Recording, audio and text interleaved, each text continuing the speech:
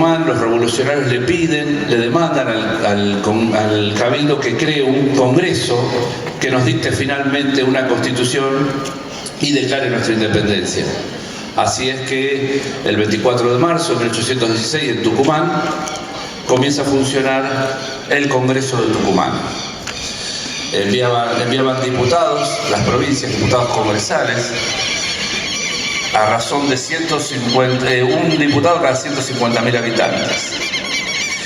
Y nos mandaron todas las provincias, no todas las provincias enviaron por diversas cuestiones que exceden a lo que estamos un poco contando hoy. Pero lo cierto es que comenzaron las primeras sesiones y lógicamente lo primero fue la organización interna y luego determinar cuál era el tipo de gobierno que íbamos a tener. Es bastante entendible, dado que si no es una cuestión simple decir mañana somos independientes y comenzamos a funcionar, sino que bueno, vamos a ser independientes, pero ¿qué tipo de gobierno vamos a tener? ¿Va a ser un gobierno republicano, como era en aquella época en Estados Unidos?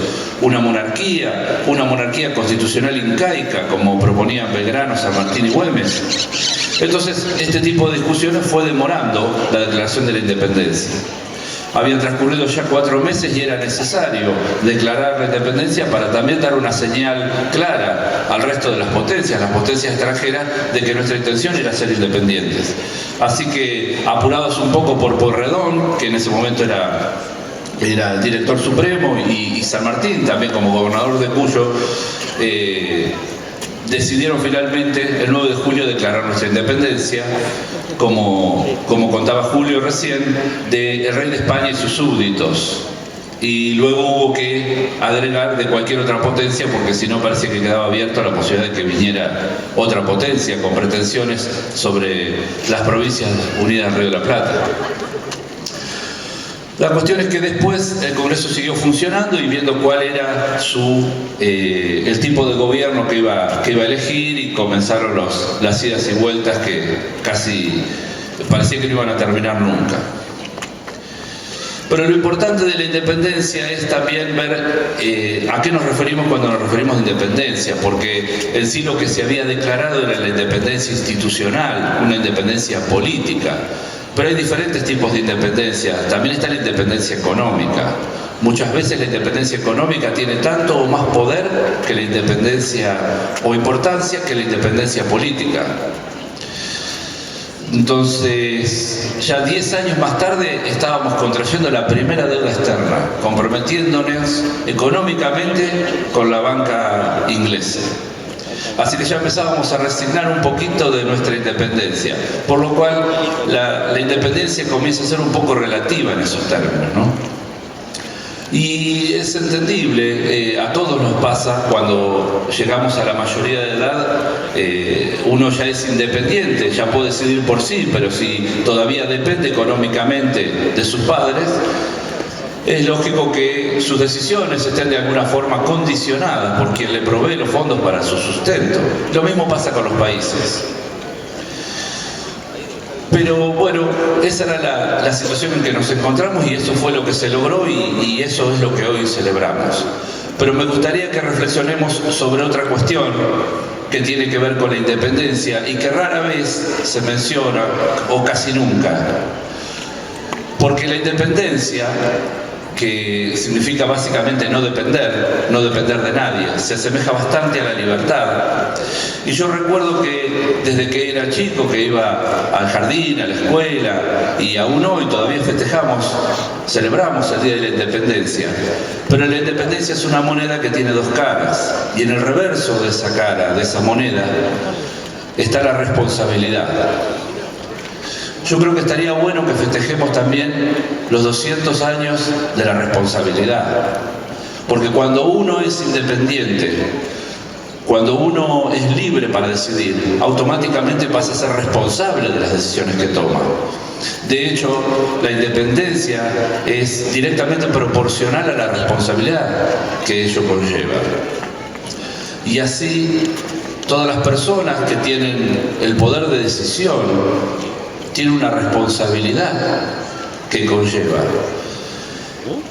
Así pasa no solo en lo político, que es donde se ve más claramente, pero también en el ambiente judicial, los profesionales cuando toman decisiones, los docentes, los directivos de escuela, los militares, todos tienen un poder de decisión, y cuanto mayor es el poder de decisión, es mayor la responsabilidad que ello implica.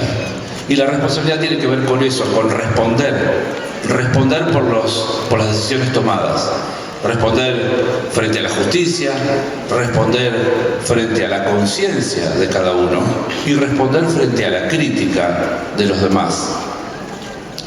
Lo cierto es que a veces la crítica ajena termina siendo la más cruel de las cuestiones a las que uno debe responder cuando tiene el poder de decisión.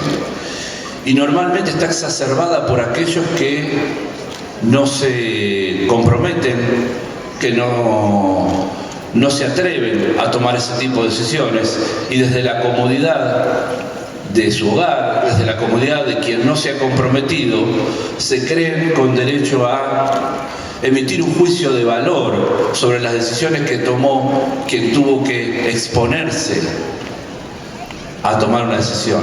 Porque tomar una decisión es eso, es exponerse a tener que responder. Y requiere mucho valor. Cuanto mayor es la implicancia de las decisiones que uno toma, cuanto mayor es el poder que uno tiene para determinar cuestiones que tienen que ver con la vida de los demás, es mayor la responsabilidad y mayor la exposición a la que nos sometemos. También, por supuesto, tiene que ver las cuestiones sobre las que uno tiene que resolver.